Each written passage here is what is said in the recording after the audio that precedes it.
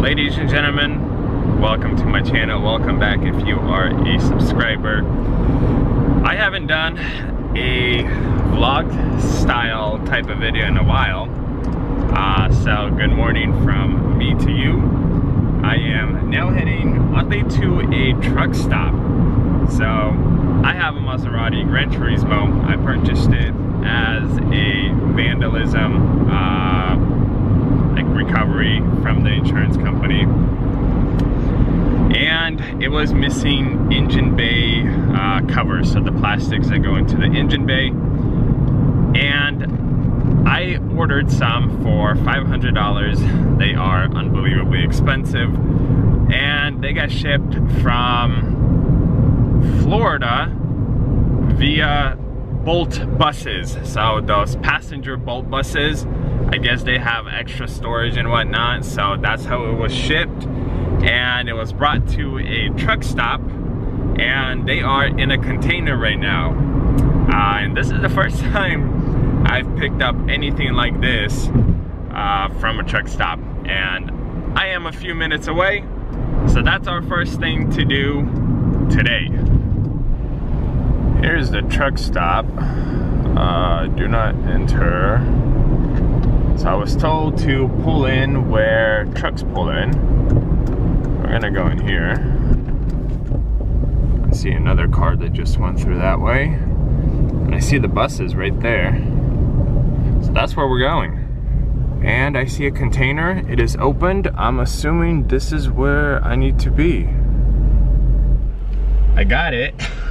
I didn't want to put the seats down in the back because I have rotors and pads for Dodge Challenger in there, and yeah, we're not going far. I think I could live with this. A few moments later. And we made it back to the lot. So in these two boxes we have front and rear upgraded rotors and brake pads for the Challenger. And here's our Maserati engine cover. Maserati's at home, but we'll have to unpackage it and then figure out what car I'm gonna take home. Actually, I know what car it is. It's this Lexus. First things first, I gotta get the old battery out of the Ford Escape that I was just driving, because I purchased a new battery for it, because if it sits for about a week, doesn't have enough juice to get started on its own. And I hooked up my battery checker to it, and the battery's supposed to have 590 cold cranking amps. And I was reading at like 330, so basically half. And since a new battery's on the way, that is a priority. Okay, so what will I need?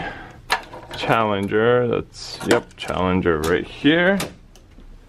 And some tools right here.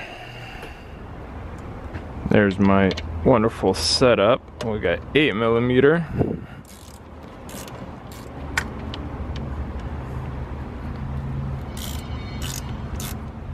Then 10mm.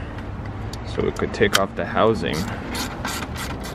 Old battery out. That's another battery from another vehicle. I just need to return the core. So we got two cores. And we're waiting for a new battery. Now let's move these boxes.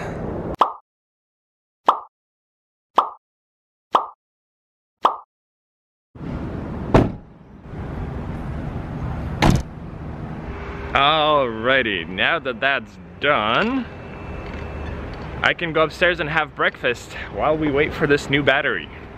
Didn't even have time to sit down, and new battery is here. Here's the new battery, but it has like acid over it. I smell acid on that, and look at that. First time that's happened.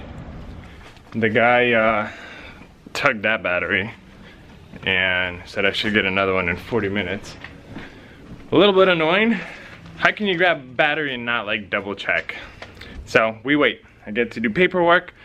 I get to finally have my breakfast, and I'm gonna join the auction and see if I could buy something. Do you guys ever wish you had 3 screens? Because I sure as heck do. Everyone says being a dealer is a lot of fun. And you are right, it is, but it's also work. You have to manage 8 lanes with 2 screens. Close it. Western Sky, I got it in here for a lot more. I'm going to entertain your phone call at 17.5. We'll see what happens. You know, the really funny thing is about dealer auctions, you could legit win, say, 15 cars, like be the highest bidder, and only end up getting 2 because the reserve wasn't met. So that pickup truck, I got on offer at $17,250. Highly doubt that I'll get it. It books for $20,900. Well, MMR Manheim Market Report. I'm assuming they want probably 21, 22 grand for it, but we'll see. We'll see what happens. There's another one, Nissan Frontier Nismo with no photos. So clean Carfax, put 3,500 bucks. Let's see. He's got it in here for over 5 grand. Oh. He's telling me 5,000 per. Nope. 5,000 per. 49, go to 5, please. Sorry, guys. See, I'm hunting deals. That's all I want. Adjusted MMR 3450. My bid 2,300. Oh, selling all the way. That's good. But it is a 6-cylinder.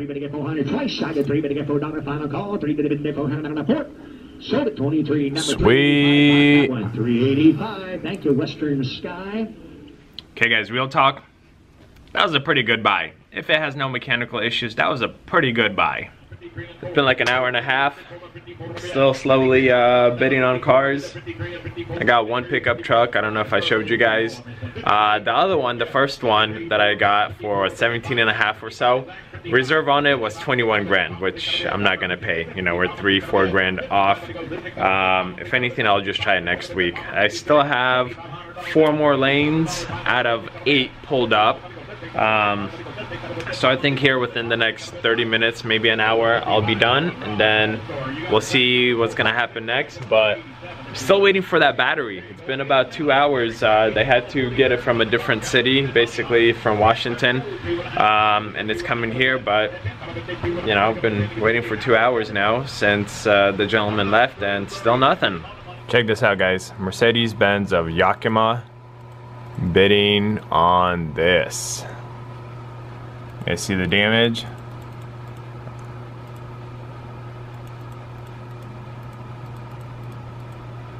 And then there's doors that are damaged also. Reason why I'm showing you this is not to blast Mercedes or any dealership, but this vehicle is going to be sold with a clean title, and if a Carfax doesn't show an accident, like no report of an accident, very high odds of a potential buyer not knowing that this car was wrecked.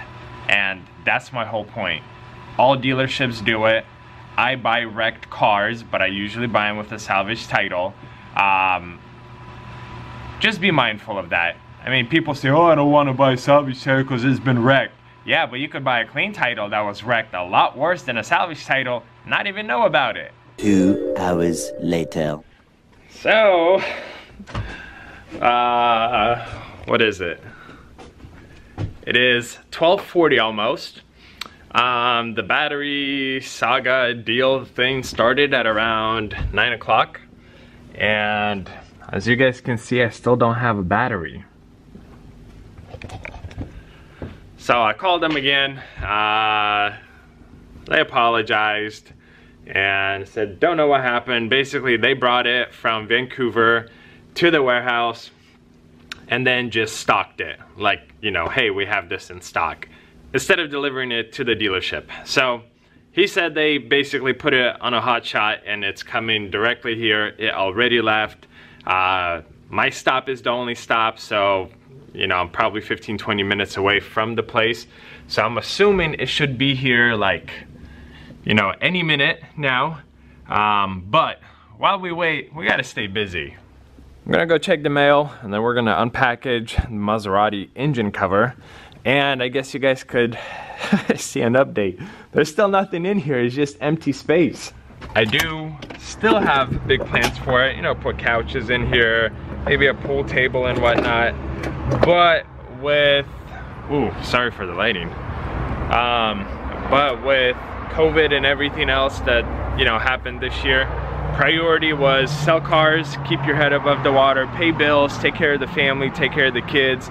So honestly, office, furniture, everything extra has been on pause. It's been on hold. I don't know when I'll resume kind of doing it, but for the last few years, November and December are slow months for the dealership. So it's kind of head down, focus on cars, focus on YouTube, and once things kind of change and, you know, normalize again, if they ever will, then we'll make this place pretty, maybe, you know, repaint it. We'll see what's gonna happen. Let's grab this now, put it into, call this my storage room, where I keep extra parts.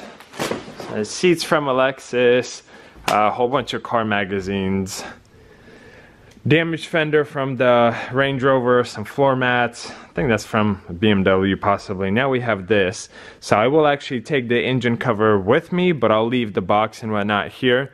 And I think we'll have to do a cleanup day this week. Would you look at that? Looks like it's nice, clean. So far, looks pretty darn good. You know, minor scuffs here, but this is not a big deal.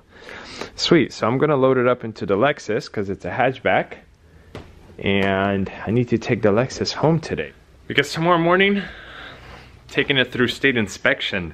It's another video I'm working on that's been months in the making. Really kind of frustrating, but it needs to be done. So I have an early morning appointment tomorrow to take the Lexus through. And then we'll see, maybe within a week or so, you guys will get another video. While I'm down here, might as well give you guys kind of an update on a few things. So, this is the Lexus in question. Challenger's ready to go. Minivan, I figured out what the issue was. Man, you guys won't believe it. Take your guesses now why the ABS, ESP, traction control light would come on. Leave them under this video, and then I think once I post that video, you guys will see. Anywho, BMW is ready to go. This was my wife's daily driver. Time to get her another X5, but something with lower miles. So once this one sells, we'll be looking for another one. Lexus, it's a hybrid, and we're thinking maybe detailers goofed up and got water underneath the rear seats, and that's where the electric batteries are, and they fried them. So this one's kind of, you know, dead still. BMW, I was gonna do a video on this one, but then it kind of fell apart. This one, when you start it, it blows smoke, blue smoke out of the tailpipe, like on a cold start after it's been sitting for a little while. So that one is gonna go back through the auction. We don't want to deal with it. I mean, it runs good. It's just the first 5-10 seconds it has smoke. So either oil is getting into the turbo, I don't know what it is, but we're not gonna mess with it. These two are ready to go. This one I put brand new tires on it because I was driving it. It was giving me some like vibration through the steering wheel. And then I went to look at the tires and they were nearly bald, so I was like, yeah, I should probably get new ones. This one you guys saw, like a full rebuild. Surprisingly, not that many customers for this one, even with, you know, a lot of work that I did to it. This BMW, we did like 600 miles on it, and it wasn't ready to pass emissions. And don't want to sell cars that aren't ready to go as you know, near 100% as they could be. So had an electrician come out and look at it, but it just needs to be driven more to see if the issue is resolved. But you know, there's other cars that are kind of taking priority over that one, so that one's down the road to drive, and if it's good, then sell that one. Subaru, you guys saw a few like fixing videos I posted on my channel, but this one was, you know, it is what it is. It's a Subaru. This one, video coming for that one. This one I have on consignment. And about an hour ago, I had a gentleman come from Tacoma, and left a deposit on this thing. He will be back in a few days, and I think the S4 is sold. Those of you who commented that it could be clogged cats, thank you very much. All of you guys' input, I really appreciate it. Because honestly, especially with cats, I didn't even think about it. But you know, it definitely could be it. But again, the love is gone, and I just want to sell it as is. It runs, you know, the guy came out, he drove it, scanned the codes that it has. I mean, I was very transparent with what I thought it was, what it could be, and you know, it's priced accordingly. I'll be taking a loss on it, probably $300, but free up some money and move on to something else. So now we wait for the battery, put it in the Ford Escape, and I really wanted to go to Odessa to take a look at a few vehicles, because my goal is to buy a pickup truck this week. That goal has been achieved because I did pick up a Ford F-150 from Seattle, which you guys saw. Not the newer one, I got an older one. Maybe I didn't show it to you guys. But you guys will probably see it. It's not in the prettiest shape, but has low miles, like 120,000 or something, and everyone needs pickup trucks. So I'll probably go to like a construction company, landscaping, something of that sort. It's a nice little pickup. So yeah, right now I'm debating, do I want to go to Odessa? It's probably 30-40 minute drive from here, and I'll probably get on the computer, see what kind of inventory they have, if there's any potentials that I could possibly pick up. Aside from that, I had breakfast and that was it, and that was hours ago, so I'm very hungry. But my wife makes really delicious soups, so I'm debating, if I don't go to Odessa, then I'm gonna go home and eat. If I go to Odessa, I'll probably have to stop by somewhere and get some food. I'm back in the office, and as you guys can see, I do have a few trucks on here that I've been watching over the last few weeks or so. So I do think it's probably worth going to Odessa and checking these things out. A few moments later. Finally, guys, I see the battery guy coming. Well, pronto, but he's bringing my battery. There we have it. Battery's installed, vehicle is running. I'm gonna park it, probably right there. And then I think close up shop, so to speak, and go find food and then hit up Odessa. A decision has been made, and that decision is to not go to Odessa. So I bought one truck from Manheim, Seattle, which I already submitted the wire transfer for. And then I was the highest bidder on another truck. I will get a call from them probably in an hour or two once the auction kind of winds down and they start making calls. I want to make a deal. My highest bid was $17,250 on that truck. Their reserve is 21 grand. There's a few of them for sale at around like 23, 24 grand in the Portland area. Clearly, I'm not gonna pay 21,000. It doesn't make sense for me. You know, after fees, after shipping, I will be around 22 grand, and then what? Get it detailed. You know, if it needs any work or minor touch-ups, what am I looking at? $1,000 profit? I think that's too much money invested for just $1,000 to profit. So I will see if they will accept 18 grand, because at that point, with shipping, with fees, you know, I'll be right under 19. If I sell it for around 23, you know, again, it's all hypotheticals.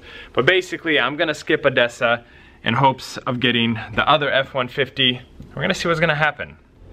The other reason why I am not gonna go to Odessa is because tomorrow I gotta drive north to take this Lexus through VIN inspection. So I won't be able to join the auction because it's right, you know, in that time, and I don't want to drive and look at my phone and, you know, possibly get a ticket. I don't want no distracted driving. So what we're doing now is locking up the lot. We are going home where I have the Maserati. We are going to install the engine cover, make sure everything fits, and then we're gonna end this video. A little longer than a few minutes later. Guess where I am?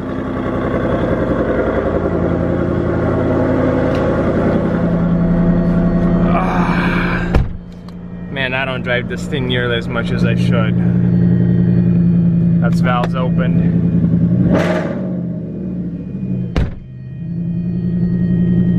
it is very, very loud. There's our pretty and filthy motor. Okay, that's vaguely how it looks like. Okay, there we go, lined up. So it looks like I'm missing that cover still. And it looks like it's the fuse box cover. I have that one. So now I need to see if I have like bolts or something that will hold this down so we could kind of hide it a little bit better. So these are literally, they will require a bolt or something like this. So I found the proper thread. Now I just gotta go to Home Depot or Lowe's and pick up like 10 of them or something. I'll need to count. But we're just gonna end the video here. There's no point of back and forth story. You guys saw how it kind of looks like vaguely. So thank you for watching. Thank you for joining my day as a dealer today. If you're not a subscriber yet, please consider subscribing to the channel. Make sure you give this video a thumbs up. I'll see you guys in another video.